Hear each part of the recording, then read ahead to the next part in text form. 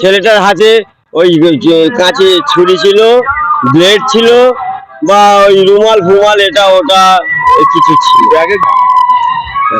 হ্যাঁ, যখন ওই মেয়ে ছিল তখন হাত ধরে নিয়ে যাওয়ার পরে তাকে ছুরি দেখিয়ে তাকে ভয় দেখাচ্ছিল যে তোর টুটি কেটে দেবো, তুই আমার সঙ্গে চল। ব্যাগে কিছু খাবার ছিল সেটা দেখাচ্ছিল, দেখে তাকে টেনে নিয়ে যাচ্ছিল। সে যেতে চায়নি, তবু জোর জবরদস্তি করে তাকে নিয়ে যায়। তখন আমাদের গ্রামের ছেলেরা তাকে ধরে আটক করে তাকে ধরে টেনে নিয়ে যাচ্ছিল, তাকে অপহরণ করার জন্য তাকে নিয়ে যাচ্ছিল। তারপরে আমরা পুলিশ প্রশাসনকে ফোন করছে, পুলিশ এসে তাকে নিয়ে যায় এখান থেকে।